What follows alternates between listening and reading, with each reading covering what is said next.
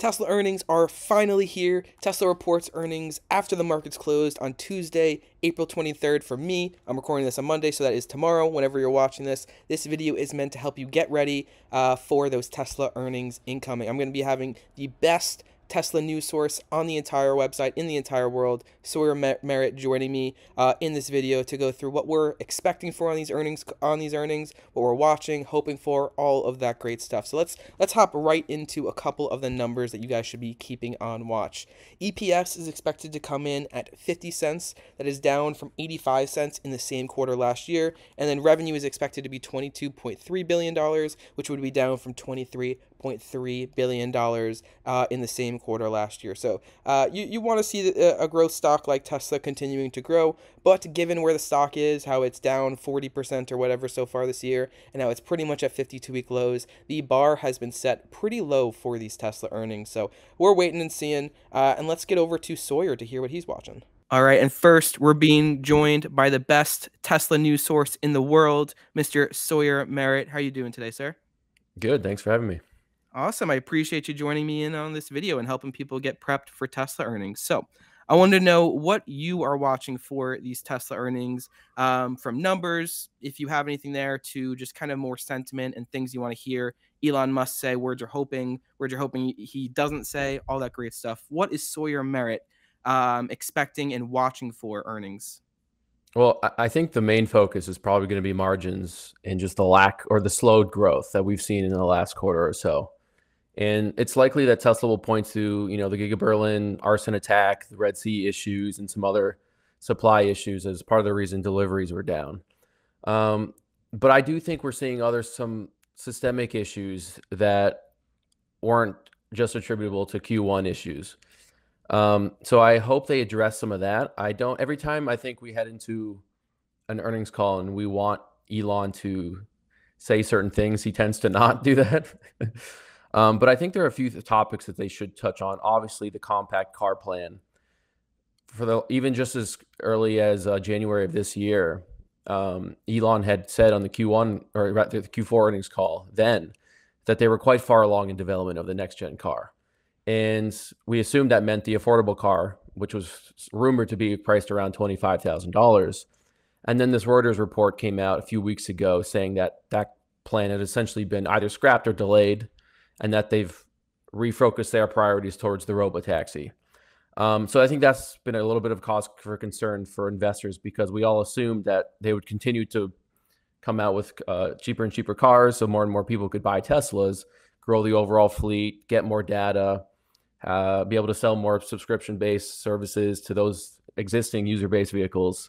So some clarity on the next-gen vehicle is going to be really important. We do know that obviously the robotaxi is supposed to be unveiled, or have a robotaxi day, I guess, on August 8th of this year. But the compact car plan clarity is going to be really important. I really would like Elon to reiterate his vision for Tesla in not just the coming months, but the coming years, because I think there's a lot of confusion about sort of the direction of Tesla, just based on all these rumors that we've been seeing over the recent months. And Elon and Tesla should never have to try to hold Tesla investors' hands.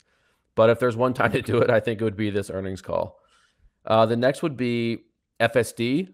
I would be really interested to hear what they're seeing. I think we saw a change in Elon in terms of bullishness on FSD, and I think this is partly why he chose to perhaps delay the next-gen car, or at least prioritize the robotaxi over the affordable model, was because of FSD 12. Once that came out, we saw a really big step change in the capabilities of the system and a massive overall improvement. And now that they do free trials for everybody, a month free trial for everyone in North America, that's about 2 million vehicles. And they've also dropped the monthly FSD subscription price by 50% to $99. So I think for the first time in many, many months, or even longer, that Tesla is no longer compute constrained. So this allows them to get more data, to be able to train the FSD's whole model quicker and quicker, and be able to improve it quicker. So them elaborating on that would be great. I think we'll likely get just an overall market outlook probably from Elon. I think he's likely going to continue to point to high interest rates being a really big issue, not only for Tesla's demand, but just the economy as a whole. Obviously, we saw some layoffs recently, 10% cut overall in Tesla's employee headcount globally. I suspect we'll hear a little bit about that. Elon had sort of alluded to on Twitter or X that every 5 years Tesla needs to go through a sort of a fundamental restructuring to set the company up for future success. And so I think it'd be great to hear a little bit more about what he means by that. And then the last thing would be the compensation plan. This is a really important vote going into the June 2024 shareholder meeting. I think a lot of people just assume for those who don't know, like a Delaware judge in January rescinded Elon's 2018 CEO compensation plan, which is around $55 billion CEO package with all the options fully included. And when that was struck down, this caused an issue for Tesla shareholders and Elon, because just a couple of weeks prior to that decision coming out, Elon had basically stated on X that he wants to get to 25% ownership at Tesla. Otherwise, he wouldn't feel comfortable developing products or certain AI products at Tesla. And he currently owns roughly 13%. So there's a sort of a 12% gap. And Elon's 2018 CEO compensation package, which the shares have been vested, the options have been vested, but Elon had yet to exercise them. So he didn't own those shares yet. But if he did exercise them, it'd bring him closer to about 20%. So it'd be much easier to get Elon to that 25% amount that he'd like. But without it, it becomes extremely difficult. So I think going into June, it really increases the risk that, I don't want to scare shareholders, obviously, but I think it does increase the chance that Elon will at least consider leaving Tesla if he doesn't have that 25%. At the very least, it would significantly increase the chance that he probably develops certain AI products or other robotics products at his company XAI rather than Tesla itself, due to risk associated with Tesla being a public company, ownership control issues, outside influence. It's a lot easier to handle all those things at a private company. So I don't want to say Elon has to sell himself, because this package is really about shareholders upholding their end of the deal. We all voted and approved this thing in 2018, and we need to do so now. We need to hold up our end of the deal. Elon delivered on those milestones in the compensation plan. We need to compensate him for that and approve this again. And the other thing is, it's just really ethically, I feel, or morally wrong what this judge did, and basically got rid of and validated our vote from 2018 retroactively, which I think is so wrong and sets a horrible precedent just in general for companies. So I don't think Elon necessarily needs to sell himself. But going into this earnings, I think it's important that he lay out a vision, that he, is working really hard at Tesla. He's committed. I think he is, but I think it'd be good for shareholders just to hear it again. So that's sort of what I'm expecting going into, or what I'd like to see going into the earnings call. Even in this kind of time of like not a lot going around with Tesla, there's still so many different things that we're watching on this call. So I find it very interesting that the kind of conversation around Elon's pay package and now the 25% number that he wants to make AI under the company. And it got a little bit more, I don't know if complicated is the word, but now with this kind of shift or public shift or whatever we want to call it of focusing more on FSD than just like that $25,000 car, at least first. It's kind of, it would be interesting if he were to not build any AI under Tesla at this point, given the kind of seeming direction that they've pivoted towards that way. I think in general that Tesla has been, and probably Elon has been, a little bit surprised at, they've obviously reduced prices a lot on their vehicle lineup since late 2022. And the Model Y back then started at $66,000. Now it's about $48,000. And then if you include the EV tax credit, that brings it down to the low 40s. So Teslas are a lot less expensive than they used to be.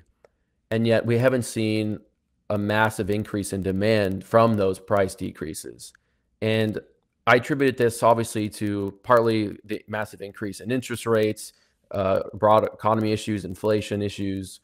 But also there is a huge lack of awareness around how cheap Teslas have become, how safe they are. I think if you go ask the average person on the street how expensive a Model Y is or what it starts at, they're likely going to tell you it's $10,000 or $20,000 above where it actually is right now.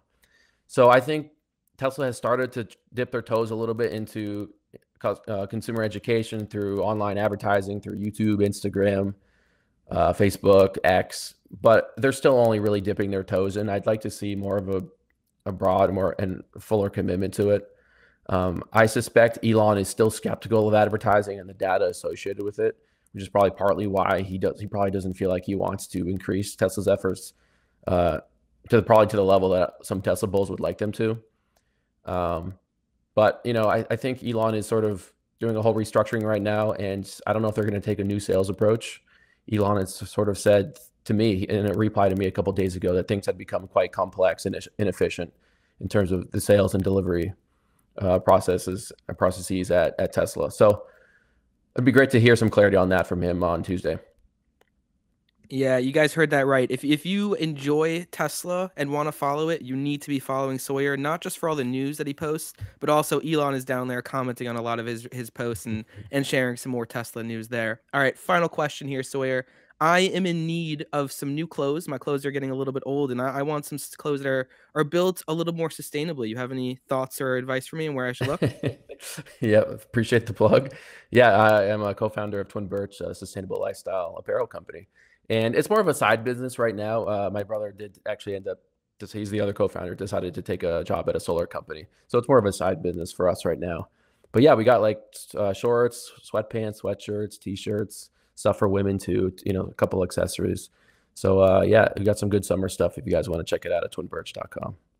Love it. Link will be down in the description below. Also, go to his page on Twitter, X, whatever we want to call it, or all the other platforms, and that's the link in his bio. Awesome. Appreciate the thoughts there from Sawyer, and yeah. Thank you.